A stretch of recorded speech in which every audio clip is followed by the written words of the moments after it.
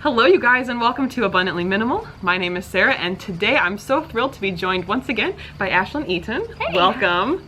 Thank you. It's so exciting to have you back on the channel. The backstory, I know in the previous collaboration videos we've done, I visited Ashlynne and we currently met up. She's visiting some friends in Indiana, which is very close to where I am, so we met up and I'm obsessed with the place where they're staying is on this beautiful lake. So gorgeous. I know, it might be a little bit less great lighting or sound or whatever, but it's definitely a beautiful day. It's raining a little bit, but it's still just very peaceful, so we had to take advantage of this space. We are going to talk a little bit about things that we wish we knew before we started our minimalist journeys. I think before you do begin on that path, or maybe if you already are on that path, you would relate to some of these too. There's maybe misconceptions or things that you think will be true, but then it turns out that you had it different than you thought. Yeah.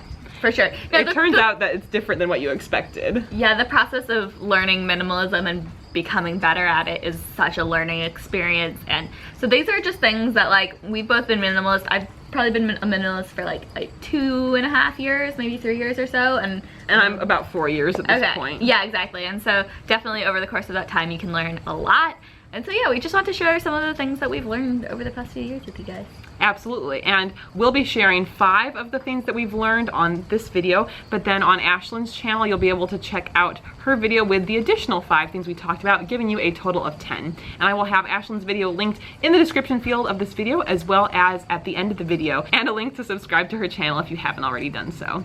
Let's jump in. Awesome. The first thing that I feel like I've learned over time is that simplifying your life is really a one step at a time process. There were so many trips to the donation center, so many different steps along the way. It cannot be done in a very short time if you've got a lot of stuff, and that's okay. It takes time, and all we can do is really put our effort in, do the best we can, and just kind of embrace that it is a journey and sort of just be patient with ourselves along the way. Yeah, for sure. And I think that, like, along those lines, when you say like one step at a time, what I automatically think of is how oftentimes if you can focus on just like decluttering one element of your life, your bedroom, your closet, your kitchen, do like one thing at a time, and if you can focus on that one thing, it's going to be so much easier in the long run for you to be able to declutter, just because you're able to focus your intentions and your time and your willpower even a lot more intentionally. And it's honestly so much easier to become a minimalist if you don't have this idea of, oh, I have to do everything at once, if I can take it one step at a time. Yeah, absolutely. I think I definitely had made some mistakes early on where I might have tried to do too much, and then you make areas way worse and there's stuff everywhere because you emptied out like a piece of furniture that was holding on to clutter, and it just was really bad for a while. So definitely important to break it down into those smaller steps. Definitely. And along those lines, I think that one of the things that I've learned from my time becoming a minimalist is really that you want to find balance rather than going to an extreme, or at least I know that's definitely been something that I've learned. I think when I first heard about minimalism, became a minimalist, I had this desire to declutter everything, to like live from a backpack and just like be able to count everything that I own.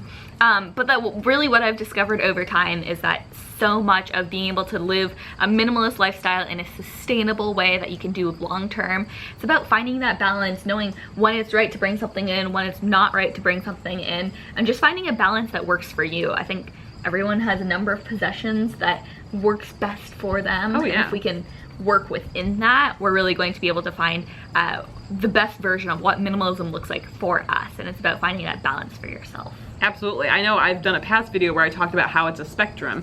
I very much consider myself more of a moderate minimalist. I don't feel the need to get rid of everything or have 100 items, and that's okay. It's just like finding whatever that sweet spot is for you, where you're happy. And I also think too, it's interesting, I don't know if you've ever had comments on videos where someone says, I'm not a minimalist, or I don't want to be a minimalist, but I've reduced this. And I think, at least the way I view it, I feel like the minimalist aspect is more of an approach or a mindset than a destination, I guess. Yeah, for sure. And so I feel like even if you don't have the minimalist number of things, you can still like call yourself a minimalist, and you can still apply those principles to your life. Yeah, I feel like so much of minimalism is about a mindset, and like, do I have things that I use and that I love? Do I, you know, and if I can say both of those things are true and I approach my lifestyle and my possessions with intentionality, I feel like that is really what minimalism is all about. And so it really isn't about the number of things that you have. There is a spectrum. Like, where do you fall in that spectrum? How do you find balance in that? And that gets into kind of my next point of that there's no decluttering rules. Of course, you know, we've done videos giving suggestions about types of things you can declutter, but it doesn't mean that just because we're saying you have to declutter it, that you have to declutter it as well. Everyone has such a personal experience, and we've got certain items that maybe you don't find valuable. Likewise, maybe you have certain items that we don't find valuable, and that's okay. It's all just like our own personal journey. For sure. No, I think that I did a video of like 100 things to declutter, and in as much as there's 100 ideas of things that you can declutter, there's no expectation that anyone watching that video should be decluttering all of those. It's okay, figure out what adds value to you, what doesn't add value to you, and use this as like a inspiration to be able to figure out like what actually is going to add meaning long term. Of course, and that's the thing. I think with any video, if you can take at least like one idea away from it, then that's a really positive thing, because you can then improve your life in that one way. If there's more than one, awesome, but even if you go into a video and just get one thing out of it, like that's a really cool approach, and you're always able to improve then. The next thing that I learned is not to get caught up in the numbers, and I just kind of alluded to this one a little while ago, but definitely when I first became a minimalist, I saw all of these people posting videos on YouTube or just writing blogs about counting exactly how many items they own, and they would itemize, okay, I have one chair, I have one lamp, I have 3 pairs of pants, whatever. The big point is, I got so caught up in trying to condense the number of things I owned that I wasn't considering what works for me, what my lifestyle requirements are, and the fact that, like, yeah, if you're a digital nomad and traveling the world and living in a backpack, yeah, you can definitely have 50 items. But realistically, living in a, you know, 2-bedroom apartment, working from home, having friends come over, those are all things that are like true of my lifestyle, and those are all things that maybe require a few more items than I would have if I was living out of a backpack in Thailand. And so, which sounds awesome. I mean, it does sound awesome, but it's just not where my life is at. It's not, for sure, you know, where I'm at personally in my life right now. And so it's important not to get caught up in the numbers. And we talked about minimalism being a spectrum. If you're not wanting to be an extreme minimalist, but you can still appreciate the values of minimalism, be a practical minimalist, or what was the word that you called it? Moderate minimalist. Moderate minimalist. be a moderate minimalist, and really just be able to figure out what works for you, and don't get caught up in the numbers. Absolutely. I love everything you said there. These are transitioning really nicely to each other, honestly. Like, we planned out what we were gonna say, but this is going very well. And lastly, and I think, again, one of the most important ones to end on a really strong one here, decluttering is not about being perfect. You're gonna do the best you can, and that is enough. Don't feel like you have to hold yourself back because it's not perfect. In a perfect world, you wouldn't have all the clutter, you wouldn't have bought those items or brought them into your space, but they're there. And because they're there, you have to deal with them. So you want to decide what the best thing is for you to deal with them, and it might not be the most ideal thing. There's obviously different ideal things that can be dealt with an item. Ideally, maybe you'd sell something to get some money back. Ideally, maybe you would have not, well, ideally you might not have purchased that in the first place. Ideally, you'd take it to the most ethical place possible, or the best thrift shop in your area. Ideally, it would go directly to someone who really desperately needs that. Unfortunately, that's not always how it is. Since consumerism is rampant, a lot of people find themselves with excess, and unfortunately, a lot of donation centers receive more than they can handle. That doesn't mean it's your responsibility to have to hold on to those items just because you can't get rid of them in the perfect way. So definitely be mindful of that. I've talked about many times on the channel, just from the environmental perspective, whether it sits in your house or not, like you might not want it to get thrown away or end up in the landfill. At some point, whether it's in our lifetime, our own doing, or several generations down the road, everything we own is gonna be trash at some point. It's sad.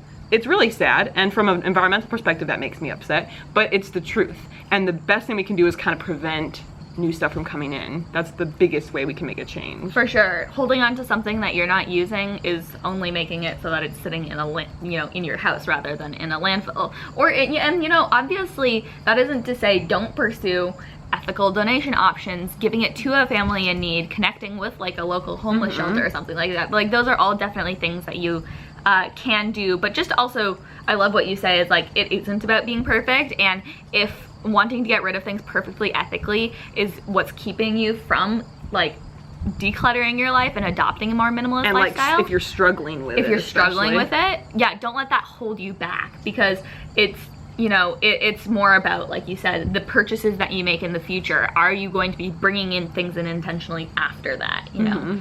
And just along the lines of what you were saying is like don't wait until something sells to declutter it. Then you're gonna be waiting a long time. Sometimes we can really have this emphasis on, oh, we invested money into it, so we want to get it back. And so sometimes we really just do need to let go of, yes, I spent money on this, you know, article of clothing, this piece of furniture, but sometimes, you know, go for it. Put it up on Facebook Marketplace or Craigslist or Poshmark, whatever.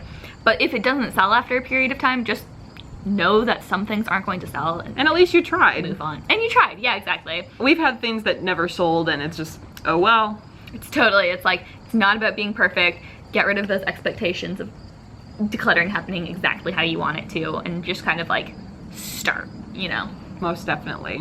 Well, thank you so much for joining me today. This was a blast, but wait, there's more. On Ashlynne's channel, we share 5 additional things we wish we knew before we became minimalist. So I hope you'll check that out next, again, in the description field or here in the end card.